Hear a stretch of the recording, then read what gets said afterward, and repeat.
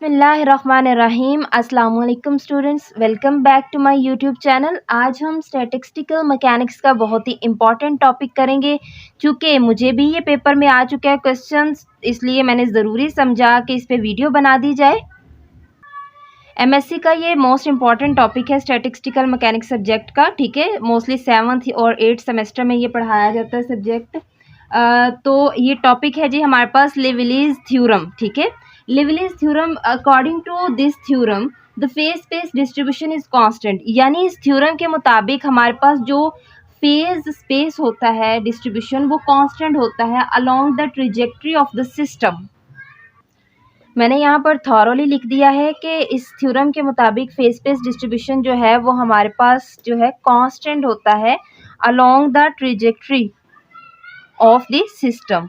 ठीक है, सेकंड बात जो है इसमें याद रखने वाली, यानी एमसीक्यूज के लिए भी इम्पॉर्टेंट है, वो ये है कि ये थ्योरम जो है जस्ट उन सिस्टम पे अप्लाई हो सकता है जिसमें वो सिस्टम पे अप्लाई हो सकता है जो हैमिल्टोनियन इक्वेशंस को फॉलो करती हैं, उन्हें सेटिस्फाई करती हैं। ठीक है, एमसीक्यूज के लिए इंपॉर्टेंट बात है तो इसलिए बताई। देन हम इसमें अब क्या करेंगे, the rate of change of density of phase space of phase point in phase space is zero. क्या है जी, rate of change of density, मतलब कि रो जो है फेज पॉइंट की फेज स्पेस में वो ज़ीरो होती है। मतलब टाइम की रिस्पेक्ट से जो डेंसिटी है वो हमारे पास ज़ीरो है, यानी curly rho over curly t is equal to zero. ठीक है, यहाँ तक तो बात जो है वो क्लियर होगी। नेक्स्ट जो है हम जो है वो यूज़ करेंगे equation of continuity. We know that curly rho over curly t plus del dot rho v vector where v is the velocity is equal to 0. This one is called equation number 1. इसको highlight कर लेते हैं क्योंकि हमने इस equation को use करना है। We know that curly row over curly t plus del dot j is equal to 0. ये इक्वेशन हम जानते हैं, हमने जो है EMT में बारहा ये इक्वेशन पढ़ी है। इक्वेशन 1 और 2 जो है वो हमारे पास आ गई। अब इन दोनों इक्वेशंस को हम कंपेयर कर लेंगे बिकॉज दोनों की राइट हैंड साइड जो है वो सेम है। यहाँ से हमने इन दोनों इक्वेशंस को जो है वो कंपेयर किया, तो मेरे पास जो है, अगर मैं इसको सिंपल वर्ड्स में कंपेयर करती हूँ खोल के, तो ये आ जाएगा curly rho over curly t plus del dot rho v is equal to, इस साइड पे आ जाएगा curly rho over curly t plus del dot J. ठीक है, यहाँ से ये टर्म और ये टर्म कैंसिल हो जाएगी, डेल डेल से कैंसिल हो जाएगा। ठीक है, तो मेरे पास क्या आएगा, rho dot v is equal to J, तो वही टर्म मेरे पास आ गई। ठीक है, अगर हम इन दोनों इक्वेशंस को कंपेयर करते हैं। ओके, अगर हम 3 डायमेंशन की बात करते हैं तो हमारे पास क्या आएगा रिजल्ट 3 डायमेंशन में। डेल जो है, वी नो दैट डेल जो है वो इक्वल होता है curly over curly x i unit vector plus curly over curly y j unit vector plus curly over curly z k unit vector. Equation 1 में जो है हमने अब वैल्यूज पुट करनी है डेल की, del dot density v velocity, यानी इस टर्म को हमने फाइंड आउट करना है, तो इसके लिए हमने थॉरली जो है कैलकुलेशन करनी है। अभी हमने जो है 3D के लिए जो है डेल की वैल्यू फाइंड की, लेकिन हम जो है यहाँ पर 3D के लिए नहीं बल्कि हम जो है 3n डायमेंशन के लिए काम करेंगे। तो अगर हमारे पास डेल की वैल्यू 3D के लिए वो है तो इन 6n है, 3n नहीं, 6n डायमेंशन के लिए हमारे पास डेल की वैल्यू जो है वो होगी करली over curly q1 n unit vector q1 plus curly over curly q2 n unit vector q2 plus up to so on, ये 3n तक जा रहा है। ठीक है, प्लस इसी तरह से हम p के लिए करेंगे where q is the position and p is the momentum. ठीक है, p भी 1 2 और 3 अप टू सो ऑन ये जा रहा है 3n तक। ठीक है, इसी तरह वेलोसिटी वेक्टर जो है अगर हम 3D में बात करें उसकी 3 डायमेंशन में, तो वो हमारे पास we know that v vector is equal to v x i unit vector plus v y j unit vector plus v z k unit vector, लेकिन हमें चाहिए 6n डायमेंशन में। ठीक है, तो मैं यहाँ से 6n डायमेंशन में फाइंड करूँगी v is equal to v q1 n unit vector q1 plus v q2 n unit vector q2 up to so on 3n तक जा रहा है, plus as it is p पहले पोजीशन क्यू के लिए, अब मोमेंटम पी के लिए भी सेम वही काम किया। अब हम क्या करेंगे, इक्वेशंस को नेम दे देते हैं ताकि हम उसे इजीली जो है वो यूज कर सके। लास्ट पे जो है हमने इक्वेशन नंबर 2 का नेम दिया था, यहाँ पे ये इक्वेशन 1, 2 और इसको हमने इक्वेशन 3 का नेम दे देना है, ठीक है। और देन अभी जो हमने जो है 6n डायमेंशन के लिए निकाली है, ये वाली जो है पूरी की पूरी, इसको हम इक्वेशन 4 का नेम दे देंगे, ठीक है। और हम जो है इस इक्वेशन को इक्वेशन 5 का नेम दे देंगे, ठीक है। इस वाली 6n डायमेंशन वाली ये वेलोसिटी वाली टर्म को, ठीक है। इसको भी कोई नेम दे देते हैं, स्टार का नेम दे देते हैं ताकि हम इसे इजीली यूज कर सके, ठीक है। ओके, अब हमने क्या करना है, मल्टीप्लाई करना है रो डेंसिटी के साथ इक्वेशन 5 को, यानी मैंने इस होल इक्वेशन को जो है मल्टीप्लाई करना है रो के साथ। तो मेरे पास इक्वेशन जो है वो कुछ इस फॉर्म में बनी, ठीक है। मल्टीप्लाई किया है रो के साथ, अंदर इंडिविजुअली सब के साथ, तो मेरे पास ये फॉर्म बन गई। देन जो है अब क्या करना है, taking dot product of equation 4 and 6, इसको इक्वेशन 6 का नेम दे दिया, ठीक है। अभी जो रो से मल्टीप्लाई करने के बाद आई मेरे पास फाइनल इक्वेशन, उसको मैंने इक्वेशन 6 का नेम दे दिया। अब इक्वेशन 4 और 6 का जो है डॉट प्रोडक्ट लेना है, यानी स्केलर प्रोडक्ट लेना है। तो 4 इक्वेशन मेरे पास जो है वो ये वाली है, इस इक्वेशन का और इस इक्वेशन का डॉट प्रोडक्ट लेना है, यानी डेल डॉट रो वी, ठीक है, इज इक्वल टू, तो जस्ट इसकी वैल्यू लिखते जाना है एज इट इज। आप देख सकते हो कर्ली ओवर कर्ली Q1 और साथ में जो है मेरे पास आ जाएगा रो वी Q1। n जो है वो जो है कैंसलेशन हो जाएगी उनकी, सॉरी फॉर दैट।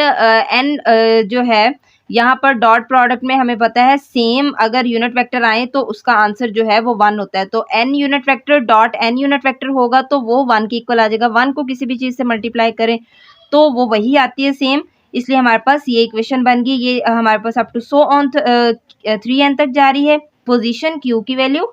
और अगर हम जो है बात करें मोमेंटम p के लिए तो ये भी 1 + 2 up to so on 3n तक जा रही। ओके, होप सो आपको अच्छे से समझ आ रही होगी।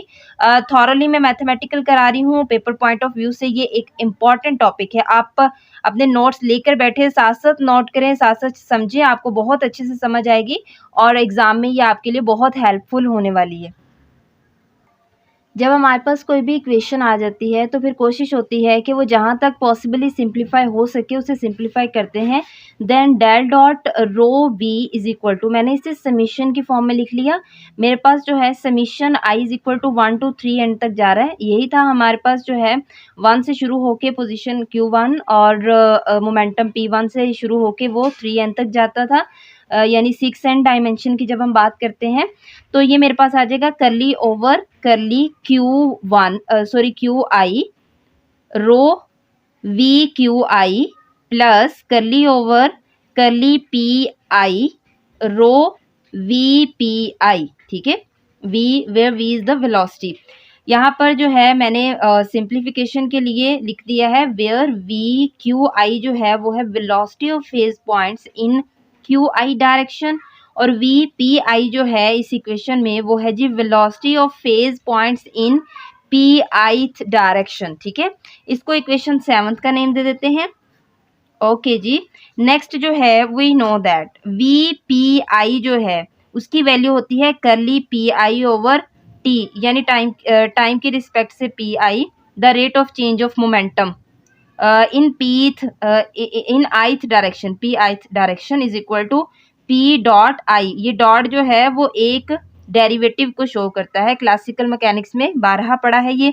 We Qi is equal to curly Qi divided by curly t, the rate of change of position in ith direction is equal to Q dot आई।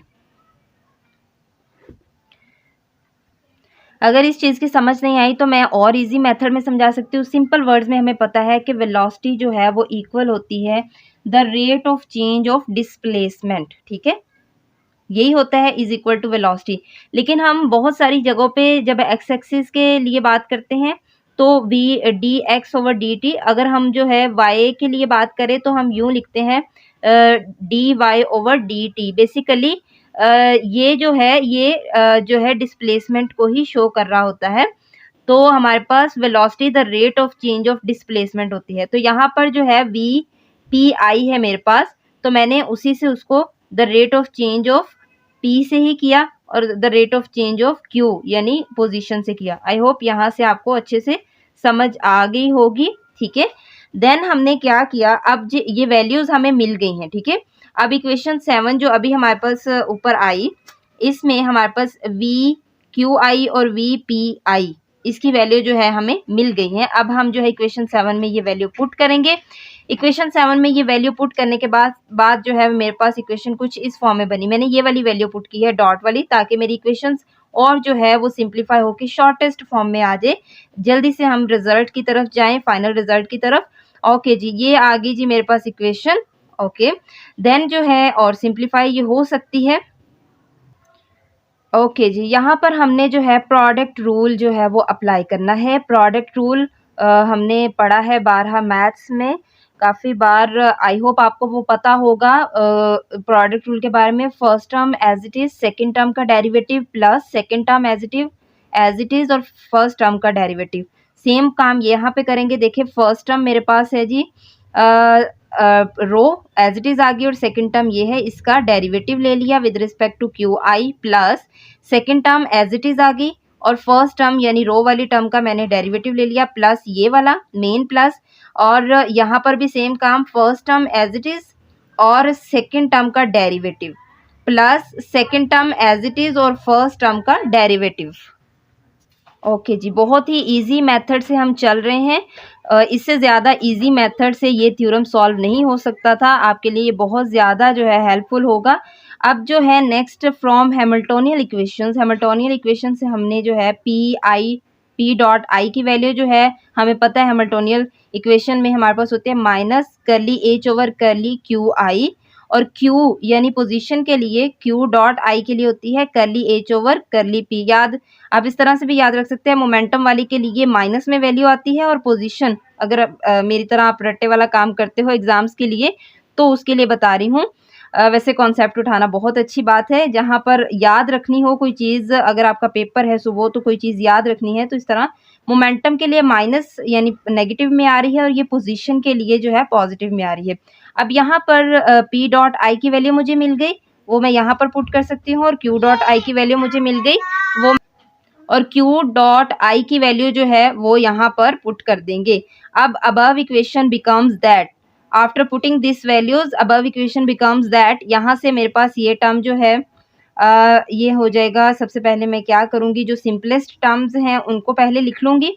मेरे पास जो है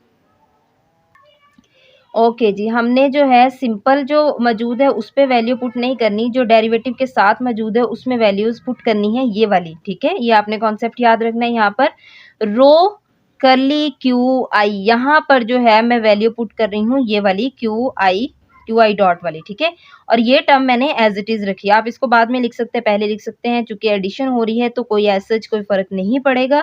प्लस रो करली, अब ये भी जो है डेरिवेटिव के साथ है करली पी आई। अब यहाँ भी मैं वैल्यू पुट करूँगी ये वाली माइनस करली H over curly Q i, plus अब मेरे पास जो है कौन सी टर्म बच गई है, ये वाली टर्म बच गई, सॉरी ये वाली टर्म बच गई पी आई और करली रो ओवर करली पी आई। ठीक है, तो ये टर्म मैं जो है एज इट इज़ लिख लूँगी, यहाँ पर जो है डॉट आएगा। आई होप आपको अच्छे से समझ आ गई होगी। जो सिंपल मौजूद है उस पर वैल्यू नहीं पुट करनी, जो डेरिवेटिव के साथ मौजूद है ये वाली टर्म और ये वाली टर्म, ठीक है, डेरिवेटिव के साथ ये जो मौजूद है उस पर ये वाली वैल्यू जो है वो पुट करनी है। अब यहाँ से जो है ये वाली टर्म्स जो है मल्टीप्लाई हो जाएंगी, रो करली square H over curly Q I करली पी आई, प्लस यहाँ से भी रो करली माइनस आ जाएगा, माइनस रो करली स्क्वायर एच डिवाइडेड बाय करली पी आई करली क्यू आई। ठीक है, तो मेरे पास इक्वेशन जो है वो कुछ इस फॉर्म में बन जाएगी।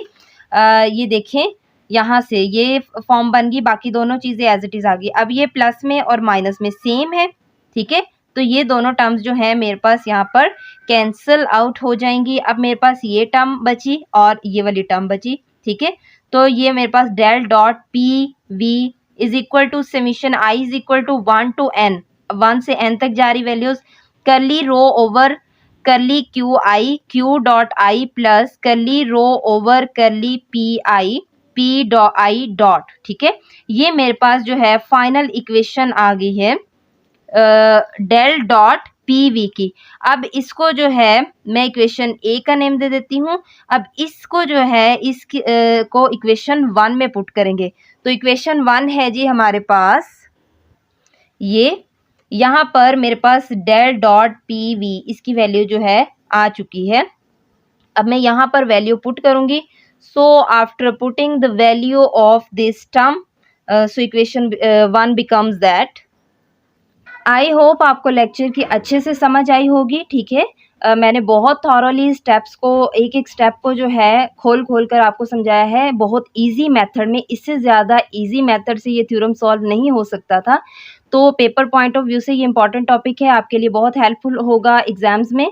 ठीक है, एमएससी लेवल का ये स्टैटिस्टिकल मैकेनिक्स का मोस्ट इम्पॉर्टेंट टॉपिक है। तो अगर आपको वीडियो अच्छी लगी है तो कमेंट बॉक्स में अपनी कीमती राय का इजहार ज़रूर करें। अगर लेक्चर में कोई कन्फ्यूजन है तो भी पूछिए। Thank you so much.